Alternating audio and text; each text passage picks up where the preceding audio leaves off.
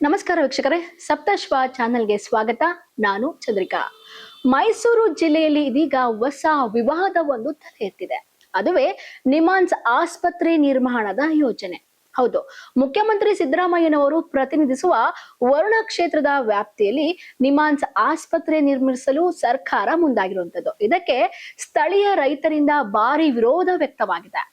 ಮೈಸೂರಿನ ring road ಪಕ್ಕದಲ್ಲಿರುವಂತಹ ಗುಡುಮಾದನಹಳ್ಳಿ ಗ್ರಾಮದಲ್ಲಿ ಸುಮಾರು 20 ಎಕರೆ ಕೃಷಿ ಜಾಗವನ್ನು ಸರ್ಕಾರ ಗುರುತಿಸಿರುವುದಾಗಿ ತಿಳಿದು ಬಂದಿರುವಂತದ್ದು. ಈ ಒಂದು ಪ್ರದೇಶ ನೀರಾವರಿ ಭಾಗ ಅಂತಾನೆ ಹೇಳ್ಬೋದು. ಅದರಲ್ಲೂ ಇಲ್ಲಿ ಹಲವು ವರ್ಷಗಳಿಂದ ರೈತರು ಇಲ್ಲಿ ಕೃಷಿ ನಡೆಸ್ತಾ ತಮ್ಮ ಜೀವನನ ಸಾಗಿಸ್ತಾ ಇದ್ದಾರೆ. ಇನ್ನು ಗುಡುಮಾದನಹಳ್ಳಿ ಭಾಗದ ರೈತರು ಹೇಳುವ ಪ್ರಕಾರ ಈ ಒಂದು ಜಮೀನಲ್ಲಿ ಸುಮಾರು 80ಕ್ಕೂ ಹೆಚ್ಚು ಕುಟುಂಬಗಳು ತಲೆಮಾರುಗಳಿಂದ ಕೃಷಿ ಮಾಡಿಕೊಂಡು ತಮ್ಮ ಜೀವನ ನಡೆಸ್ಕೊಂಡು ಬರ್ತಾ ಇದ್ದಾರೆ. ಇಲ್ಲಿ ಭತ್ತ, ತೆಂಗು ಮತ್ತು ಅಡಿಕೆ ಸೇರಿದಂತೆ ಹಲವು ಬೆಳೆಗಳನ್ನು ಬೆಳೆದು ತಮ್ಮ ಬದುಕನ್ನ ಸಾಗಿಸ್ತಾ ಇದ್ದಾರೆ. ಇದೀಗ ಸರ್ಕಾರದ ಈ ನಿರ್ಧಾರ ಅಲ್ಲಿರುವಂತಹ ರೈತರಿಗೆ ಆತಂಕವನ್ನ ಸೃಷ್ಟಿ ಮಾಡಿದೆ.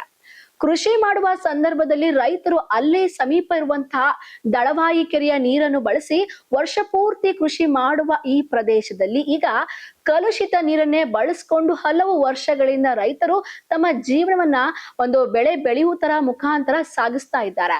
ಇನ್ನು ಈ ಭಾಗದ ಎಲ್ಲಾ ರೈತರು ಕೃಷಿ ಇವರ ಬದುಕಿನ ಏಕೈಕ ಆಧಾರವಾಗಿರುವಂತದ್ದು.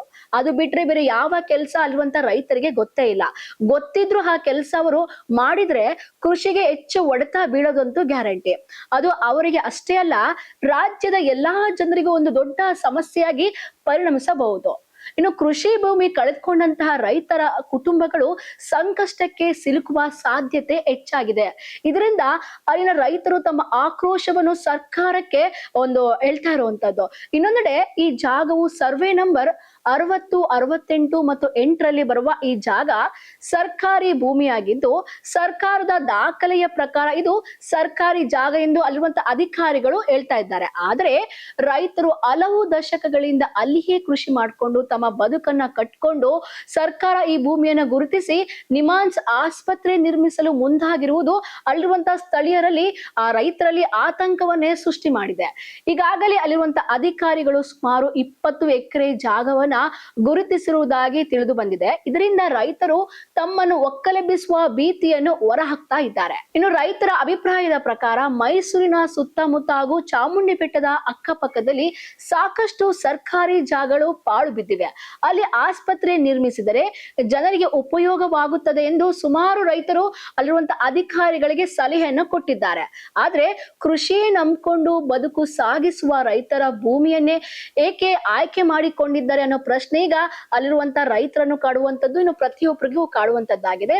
ಹಾಗಾಗಿ ರೈತರು ಸರ್ಕಾರದ ವಿರುದ್ಧ ಪ್ರಶ್ನೆಯನ್ನ ಎತ್ತಿದ್ದಾರೆ. ಅಲ್ಲಿರುವ ರೈತರು ಏನ್ ಹೇಳ್ತಾ ಇದ್ದಾರೆ ಅಂದ್ರೆ, ದಶಕಗಳಿಂದ ಕೃಷಿ ಮಾಡ್ಕೊಂಡು ಬಂದಿರುವ ನಾವು ಯಾವುದೇ ಕಾರಣಕ್ಕೂ ಭೂಮಿಯನ್ನ ಬಿಟ್ಕೊಡುವಂತಹ ಮಾತೇ ಇಲ್ಲ ಅಂತಂದು ಸ್ಪಷ್ಟವಾಗಿ ಸರ್ಕಾರಕ್ಕೆ ಒಂದು ಮನವಿ ಮಾಡ್ಕೊಂಡಿದ್ದಾರೆ.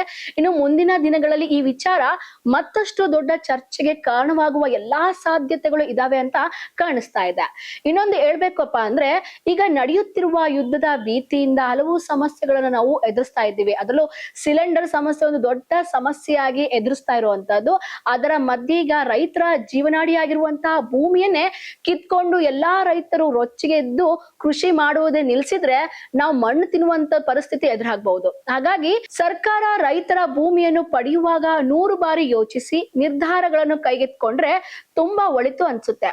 ಒಟ್ಟಿನಲ್ಲಿ ಮೈಸೂರಿನಲ್ಲಿ ನಿಮ್ಹಾನ್ಸ್ ಆಸ್ಪತ್ರೆ ನಿರ್ಮಾಣ ಯೋಜನೆ ಒಂದು ಕಡೆ ಅಭಿವೃದ್ಧಿಯ ಹೆಜ್ಜೆಯಾಗಿ ಕಾಣಿಸ್ಕೊಂಡ್ರೆ, ಮತ್ತೊಂದೆಡೆ ರೈತರ ಜೀವನೋಪಾಯವಾದ ಪ್ರಶ್ನೆಯನ್ನು ಎತ್ತಿದೆ. ಇನ್ನು ಈ ಸರ್ಕಾರ ಈ ಸಮಸ್ಯೆಗೆ ಯಾವ ರೀತಿಯ ಪರಿಹಾರವನ್ನು ರೈತರಿಗೆ ಕೊಡುತ್ತದೆ ಎಂಬುದನ್ನ ಪ್ರತಿಯೊಬ್ಬರು ಕಾದು ನೋಡಬೇಕಾಗಿದೆ. ನಾವು ದುಡ್ದು ನಾವು ತಿಂದು ನಾವು 4 ಜನಕ್ಕೆ ಊಟ ಹಾಕ್ಬೇಕು ಅನ್ನೋದು ನಮ್ಮ ಭಾವನೆ ಇರೋದು. ಈ ಕಟ್ಟಡ ಕಟ್ಟಕ್ಕೆ ಸೂಕ್ತವಾಗಿದ್ದಿದ್ರೆ ದಯವಿಟ್ಟು ನಮ್ದು ಸಹಕಾರ ಇರೋದು. ಅದು ಒಳ್ಳೆ ಪ್ರಾಜೆಕ್ಟ್ ನಾವಿಲ್ಲ ಅಂತ ಹೇಳ್ತಾ ಇಲ್ಲ.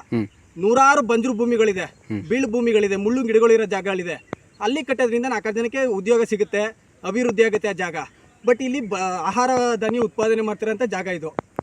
ಇಲ್ಲಿಗೆ ಬಂದು ಇವತ್ತು ನಾವು ಕಟ್ಟಡ ಕಟ್ತೀವಿ, ನಾವು ಬಿಲ್ಡಿಂಗ್ ಕಟ್ತೀವಿ ಅಂತ ಹೇಳ್ತಿದ್ದಾರೆ.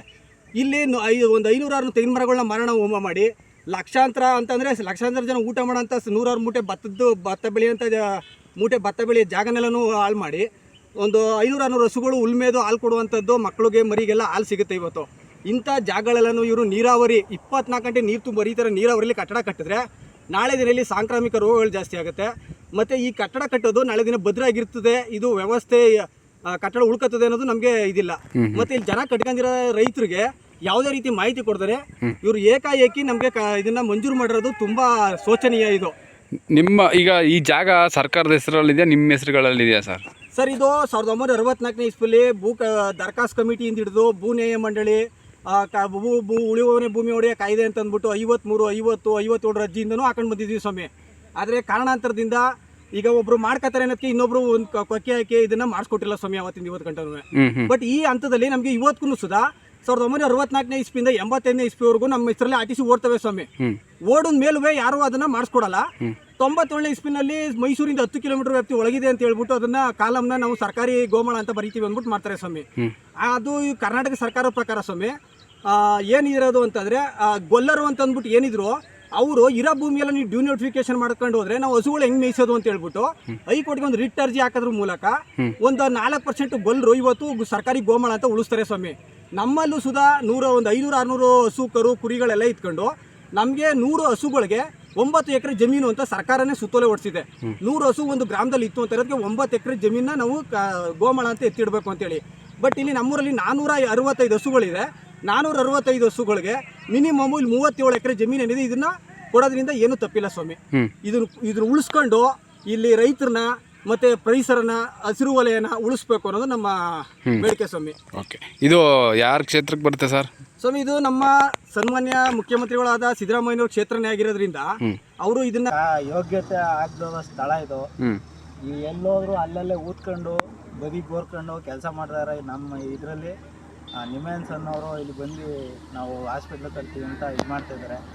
ಇದು ಸೂಕ್ತವಾದ ಜಾಗನ ನೀವೇ ನೋಡಿ ತಿಳಿಸಿ ಸರ್ ಅವ್ರಿಗೆ. ನೀರು ಎಲ್ಲಿಂದ ಬರ್ತದೆ ಸರ್? ಇದು ದಳವೆ ಕೆರೆನೋ ಕೆರೆಯಿಂದ ಬರ್ತದೆ ಸರ್. ಅದು ಅಲ್ಲಿಂದ ಬಂದು ನಮಗೆ ಇಲ್ಲಿ ಇದು ಮಾಡ್ಬೋದು ಸರ್. ಆ ಕೆರೆಯಿಂದ ತಾವು ವ್ಯವಸಾಯ ಮಾಡ್ತಾ ಇದ್ದೀರಾ ಸರ್? ಈ ಕೊಳಚೆ ನೀರಲ್ಲಿ ವ್ಯವಸಾಯ ಮಾಡ್ಕೊಂಡು ನಾವು ಇದು ಮಾಡ್ತಾ ಇದ್ರು ಅವ್ರು ಇದು ಮಾಡ್ತಾ ಇಲ್ಲ ನೋಡಿ ಸರ್. ಎಷ್ಟು ವರ್ಷದಿಂದ ಮಾಡ್ತಾ ಇದ್ದಾರೆ ಸರ್ ತಾವು? ಸರ್, ನಾವು ಈಗ ನಮ್ಮ ತಾತನ ಕಾಲದಿಂದನೂ ಮಾಡ್ತಾ ಇದೀವಿ. ನಮ್ಮ ತಾತ ಅವರೆಲ್ಲ ಹಿಂಗೆ ಇದೇ ಕೆಲಸ ಮಾಡ್ಕೊಂಡು ಬಂದವ್ರೆ, ನಾವು ಮಾಡ್ತಾ ಇದೀವಿ. ಎಷ್ಟು ಎಕರೆ ಸರ್ ನಿಮ್ಮಲ್ಲಿ ನೀವು ಮಾಡ್ತಾ ಇರೋದು ಕೃಷಿ? ಒಂದು 3/4 ಎಕರೆ ಮಾಡ್ತಾ ಇದೀವಿ ಸರ್ ಇಲ್ಲಿ. ಅವರು ಇನ್ನು ಮಿಕ್ಕದವರೆಲ್ಲ ಎಲ್ಲರ ಕಡೆಯಿಂದನೂ ಮಾಡ್ತಾರೆ. 80 ಸೀಟು 85 ಸೀಟ್ ಮಾಡ್ತಾ ಇದ್ದಾರೆ ಸರ್ ಇಲ್ಲಿ. ಈಗ ಆಸ್ಪತ್ರೆ ತೆರಿಬೇಕು ಅಂತ ಏನು ಮಾಡಿದ್ರೆ ಏನು ಮಾಡ್ತೀರಾ ಹಾಗಾದ್ರೆ? ಏನಾದ್ರು ಮನವಿ ಮಾಡ್ತೀರಾ ಹೇಗೆ? ಅದೇ ಸರ್, ಮನವಿಗೋಸ್ಕರನೇ ನಿಂತಿದ್ದೀವಿ. ಏನು ಅವರು ಏನು ತಿರಸ್ಕಾರ ಮಾಡ್ಬಿಟ್ಟು ನಮ್ಮನ್ನ ನಾಳೆಗೆ ಏನು ಪೊಲೀಸ್ ಕರ್ಕೊಬಂದು ಎದುರಿಸ್ತೀವಿ ಬೇರಿಸ್ತೀವಿ ಅಂತ ಇದು ಮಾಡೋಕ್ಕೆ ಹೊರಟಿದ್ದಾರೆ. ಅದಕ್ಕೇನು ಮಾಡ್ಬೇಕು ಅಂತ ಗೊತ್ತಾಗಲಿಲ್ಲ. ಈಗ ರೈತ ಸಂಘದವ್ರು ಕರ್ಕೊಂಡು ಬಂದು ಇದೊಂದು ಇದು ಮಾಡ್ತಾ ಇದ್ದೀವಿ. ಒಂದು ವೇಳೆ ಜಾಗ ಬಿಟ್ಕೊಡಿ ಅಂದರೆ ಬಿಟ್ಕೊಡ್ತೀರಾ ಸರ್? ಬಿಟ್ಕೊಡೋಕ್ಕಾಗಲ್ಲ ಅಂತಲೇ ಇದೆಲ್ಲ ಇದು ಮಾಡ್ತಾ ಇರೋದು. ಅದಕ್ಕೋಸ್ಕರ ನೀವು ನೋಡಿ ಇದು ಮಾಡಿ ಇದು ಮಾಡ್ಕೊಡ್ಬೇಕಂತ. ಓಕೆ ಸರ್, ತಮ್ಮ ಹೆಸರು ಸರ್? ಪ್ರವೀಣ್ ಅಂತ. ಈಗ ನಾವು ಎಲ್ಲ ಸ್ವಲ್ಪ ಮಾಡ್ಕೊಂಡಿದ್ದೀವಿ. 50 ವರ್ಷ ಆಗದ ತೆಂಗಿನ ಗಿಡ ಹಾಕಿ ನಾವೇ ಇದಕ್ಕೆ ಅರ್ಜಿ ಕೊಟ್ಟರು ಕೂಡ ನಮ್ಗೆ ಮಾಡಿಕೊಡ್ತಿಲ್ಲ ಸರ್ಕಾರ. ಎಲ್ಲ ಕಿತಾಪತಿ ಮಡಿಗೆ ಹಾಳು ಮಾಡ್ತಾರೆ. ಇಷ್ಟಕ್ಕೆ ನಾವು ದಾರಿ ಮಾಡಿ ಇವರು ಬಂದು ಬಿಡು ಅಂತಾರೆ ಸರ್ಕಾರದವರು. ನಮ್ಮ ಗಲ್ಲಕ್ಕೆ ಹಾಕಿ ಏರ್ಸ್ಬಿಟ್ರು ನಾವು ಬಿಡೋಲ್ಲ ಸರ್. ಏನಕ್ಕೆ ಬಿಡು ಅಂತವ್ರೆ? ಏನು ಮಾಡ್ಬೇಕು ಅಂತಿದ್ದಾರೆ? ಆಸ್ಪತ್ರೆ, ವಿಮಾನ ಆಸ್ಪತ್ರೆ ಮಾಡಬೇಕು ಈ ನೀರಾವರಿ ಜಾಗದಲ್ಲಿ. ಅದಕ್ಕೆ ನಾವು ಹೇಳ್ದು ಹೋಗಿ ಮಾಡಿ ಬೆಟ್ಟ ಗುಡ್ಡ ಪಕ್ಕ ಗೆದ್ದಲು ಭೂಮಿಲಿ ಈ ನೀರ ಜಾಗ 12-20 ಗಂಟೆ ನೀರದ ರೈತರಿಗೆ ಅನುಕೂಲ ಅದ. ನೀವು ಯಾಕೆ ಬರ್ತೀರಿ ಇಲ್ಲಿಗೆ? ಇಲ್ಲಿ ಆಗಲ್ಲ ಆಸ್ಪತ್ರೆ ಮಾಡೋಕ್ಕೆ ಅಂತ ತಡಂಗೆ ಮಾಡಿದ್ವಿ ಸರ್. ಅವಾಗಲಿಂದ ಬಂದಿದ್ರ ಅಧಿಕಾರಿಗಳು? ಬಂದಿದ್ರು 2 ಸಾರಿ. Board ಗಿಡೆಲ್ಲ ತಂದಿರೋ board ನಡೆಸ್ಕೊಳ್ಳಿಲ್ಲ. ನೀವೇನು ಬೋರ್ಡ್ ಹಾಕ್ಬೇಡಿ. ಸದ್ಯ ಅರ್ಥ ಸರ್ವ ಮಾಡಿದ್ದಾರೆ, ಸರ್ವನೂ ಸರಿ ಇಲ್ಲ ನಿಮ್ಮದು, ಬೈತಾರೆ. ಎಷ್ಟು ಜನ ರೈತರು ಕೆಲಸ ಮಾಡ್ತಿದ್ದೀರಾ ಸರ್ ಇಲ್ಲಿ? ರೈತರು 1000 ಜನ ಕೆಲಸ ಮಾಡ್ತಾರೆ. ಏನೇನು ಬೆಳೆ ಬೆಳಿತೀರಿ? ಅದೇ ಭತ್ತ ಕೊಯ್ಲಿಗೆ ಹೋಗ್ತಾರೆ, ಈ ತೆಂಗುಳಿಗೆ ಹಿಂಗೆ ಹಾಕೊಂಡವ್ರೆ. ಮತ್ತು ನಾವು ಒಂದಷ್ಟು ಅಡಿಕೆ ಹಾಕಿವಿ. ಈಗ 25 ಲಕ್ಷ ಖರ್ಚಾಗಿದೆ ಇದಕ್ಕೆ. ಭೂಮಿ ಮಣ್ಣು ಹೊಡೆದು ನಮ್ಮದು ಹಿಡುವಳಿ ಜಮೀನು, ಅದ ಸರ್ಕಾರಿ ಜಮೀನು ಅಂತ ಕೊಟ್ಟವ್ರೆ. ಅವಾಗ ಸಾಹೇಬ್ರದ್ದು. ನೀವು ಎಷ್ಟು ವರ್ಷದಿಂದ ಮಾಡ್ತಿದ್ರಿ ಅಲ್ಲಿ? ನಾವು ನಮ್ಮ ತಾತಾರ ಕಾಲದಿಂದ. ತಾತಾರ ಇವೆಲ್ಲ ಪಾಳು ಬೀಜ ತಳಿಂದ ನಮ್ದು ಹಿಡುವಳಿ ಜಮೀನು. ಆಮೇಲೆ ಸಬ್ ಇನ್ಸ್ಪೆಕ್ಟ್ರ್ ಬಂದಿರಲ್ಲ, ಸರ್ ನಿಲ್ಲಿಸಿ ನಮ್ದು ಹಿಡುವಳಿ ಜಮೀನು ಇದನ್ನೆಲ್ಲ ಕಿತ್ತು ಹಾಳು ಮಾಡಿದ್ರೆ ನೀವೇ ತಪ್ಪಿಸ್ತಿರಬೇಕಾಯ್ತು. ನಮ್ಮ ನಿರ್ವಹಣೆ ಜಮೀನು ನಮ್ದು ದಾಖಲೆ ತೋರಿಸ್ತೀವಿ ಅಂತ ಹೊಟ್ಟೋಗಿದೆ. ಇದು ಹೊಡ್ಕೊಂಡ್ರು ಓದುವ ಸರ್ಕಾರಿ ಜಮೀನು ಅಂತ ಪೇಪರ್ಗೆ ಹಾಕ್ಬಿಟ್ರು. ಇನ್ನಷ್ಟು ಹೆಚ್ಚಿನ ಮಾಹಿತಿಗಾಗಿ ಸಪ್ತರ್ಷಿ ಟಿವಿ ಕನ್ನಡ ಯೂಟ್ಯೂಬ್ ಚಾನೆಲ್ ಅನ್ನು ಸಬ್ಸ್ಕ್ರೈಬ್ ಮಾಡಿಕೊಳ್ಳಿ.